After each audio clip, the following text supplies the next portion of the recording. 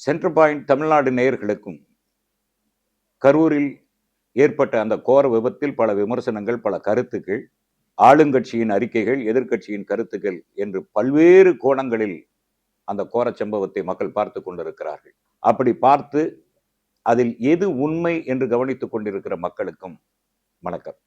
ஒரு மாநிலத்தை ஒரு கட்சி ஆளுது அப்படின்னா அந்த கட்சியினுடைய எந்த செயலையும் எதிர்கட்சிக்காரங்க பாராட்ட மாட்டாங்க. ஆனா திமுகவை தன்னுடைய அரசியல் எதிரியாவே நினைக்கிற நடிகர் விஜய் அவர்கள் என்ன பேசியிருக்காருன்னு பாருங்க. போலீஸ் டிபார்ட்மெண்ட்டுக்கு என்னுடைய மனமார்ந்த நன்றிகள். அவங்க இல்லைன்னா அந்த பைபாஸ்ல இருந்து இந்த ஸ்பாட்டுக்கு என்னால வந்திருக்க முடியுமான்னு எனக்கே தெரியல. So once again thank you so much. காவல்துறைக்கு நன்றிங்கிற வார்த்தையை பயன்படுத்தியிருக்காரு. காவல்துறை இல்லைன்னா நான் நாமக்கல்ல இருந்து கரூர் வந்து சேர்ந்திருப்பனானே தெரியல அப்படின்னு பேசுறாரு. ஆக அந்த அளவுக்கு காவல்துறை அவருக்கும் அவருடைய தொண்டர்களுக்கும் பாதுகாப்பு கொடுக்கிற பணியை மிகச்சரியா செஞ்சிருக்காங்க.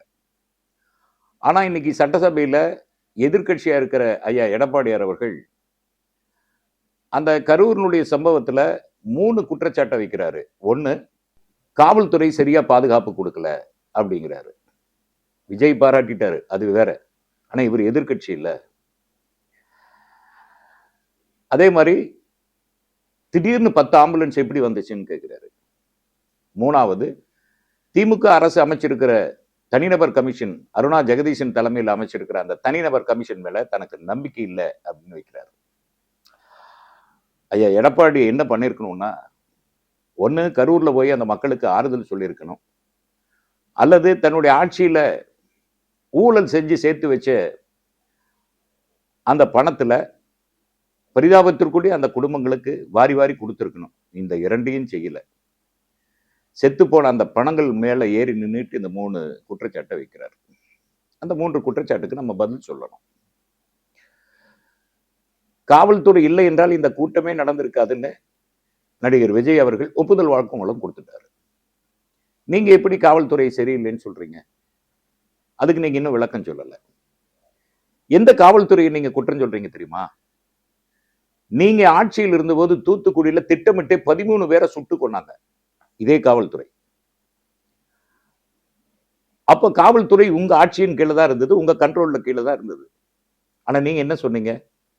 அப்படி ஒரு கோரத்தை நான் டிவியில பார்த்து தான் தெரிஞ்சுக்கிட்டேன்னு சொன்னீங்க. அந்த அளவுக்கு இருக்கு உங்களுடைய. சரி, 2வது என்ன சொல்றீங்க? திடீர்னு 10 ஆம்புலன்ஸ் எப்படி வந்துச்சுன்னு கேட்குறீங்க. 1, எடப்பாடியாருக்கு சுயமா சிந்திக்க தெரியணும், அல்லது சிந்திக்க தெரிஞ்சவங்கள பக்கத்துல வச்சுக்கணும். இந்த 2மே இல்லைன்னு வச்சுங்களேன், இப்படிதான் புத்தி கவட்டையா வேலை செய்யும். நாமக்கல்ல நடிகர் விஜய் வந்தபோது கூட்ட நெரிசல்ல அங்கேயே பல பேர் மயக்கம் அடைஞ்சு விழுந்திருக்காங்க. அங்கேயே அந்த தாவேக்கா தொண்டர்கள் கரண்ட் கம்பி பிடிச்சி தொங்குறதும், மரக்கிளையில ஏறி உட்கார்றதும், சன்ஷைட்ல ஏறி தொங்குறதும், உயரமான இடங்கள்ல ஏறி உட்கார்ற வேலையெல்லாம், அந்த குரங்கு வேலையெல்லாம் அங்கேயே காமிச்சிருக்கிறாங்க. இதெல்லாம் கரூர் காவல்துறைக்கு நாமக்கல் காவல்துறை தகவலா சொல்லியிருக்கு. அது இங்கேயும் நடக்கலாம் அப்படிங்கிற முன்னெச்சரிக்கையில காவல்துறை காலையிலிருந்து இந்த ஏற்பாடுகளை பண்ணி வச்சிருந்திருக்கு. ஏன்னா திடீர்னு அசம்பாவிதங்கள் ஏற்பட்டால் அந்த நேரத்தில் ஆம்புலன்ஸ் இருக்கோ இல்லையோ நம்ம ரெடி பண்ணி வச்சிருவோம்னு சொல்லி ஆம்புலன்ஸ்ல இருந்து, தீயணைப்பு வண்டிகள்ல இருந்து எல்லாமே ரெடி பண்ணி வச்சிருக்காங்க. இதுதானே காவல்துறையுடைய முன்னெச்சரிக்கை, இதுதானே காவல்துறையினுடைய கடமை. திடீர்னு 10 ஆம்புலன்ஸ் எப்படி வந்துச்சுன்னு கேட்டா, இது நடக்கும் அல்லது நடக்கலாம் என்பது கணிப்பதுதான் காவல்துறை.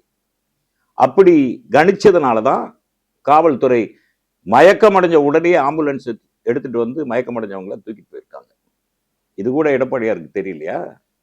ஒரு ஆட்சியில் இருந்தவருக்கு காவல்துறையுடைய முன்னெச்சரிக்கைனா என்னன்னு கூட தெரியாம எப்படி நீங்க எல்லாம் எதிர்கட்சி தலைவர் நாளைக்கு ஆட்சியை பிடிப்பேன்னு சொல்றீங்க? வேதனையா இருக்கு. 3வது, அருணா ஜெகதீசன் தலைமையில அமைக்கிற கமிஷன் மேல் நம்பிக்கை இல்லைங்கிறாரு. யார் அந்த அருணா ஜெகதீசன்? உங்க ஆட்சியில நடந்த தூத்துக்குடி சம்பவத்துல 1 மேன் கமிஷன் போட்டது நீங்க தானே. அப்ப அருணா ஜெகதீசன் மேல நம்பிக்கை இருந்தது. திமுக அருணா ஜெகதீசனை நியமிச்சு உங்களுக்கு நம்பிக்கை வராதா? What bro? தாவேகா செஞ்சது குற்றம், விஜய் செஞ்சது குற்றம், தாவைக்காவினுடைய தொண்டர்கள் செஞ்சது குற்றம்னு சொல்றதுக்கு உங்களுக்கு தைரியம் இல்லையே. ஏன்? எதுக்காக? ஏன் தெரியுமா? நாங்க சொல்றோம். இப்ப அதிமுக ஓபிஎஸ்ஆ பிரிஞ்சு கிடக்கு, சசிகலாவா பிரிஞ்சு கிடக்கு, டிடிவியா பிரிஞ்சு கிடக்கு. 2026 தேர்தலில் இவங்கெல்லாம் வராம தேர்தலை சந்திச்சா அதிமுகங்கிற கட்சியே காணாம போயிடும். விஜய் அப்படி இழுத்துக்கிட்டோம்னா கொஞ்சம் தேரலாம் அப்படிங்கிறதுல தாவேக்காவை குற்றம் சொல்ல நீங்க பயப்படுறீங்க. அதனால ஆட்சியில் இருந்தா ஒரு பேச்சு, ஆட்சியில இல்லைன்னா ஒரு பேச்சு பேசுறத விடுங்க ப்ரோ. நடுநிலை தவறாத சென்டர் பாயிண்ட்.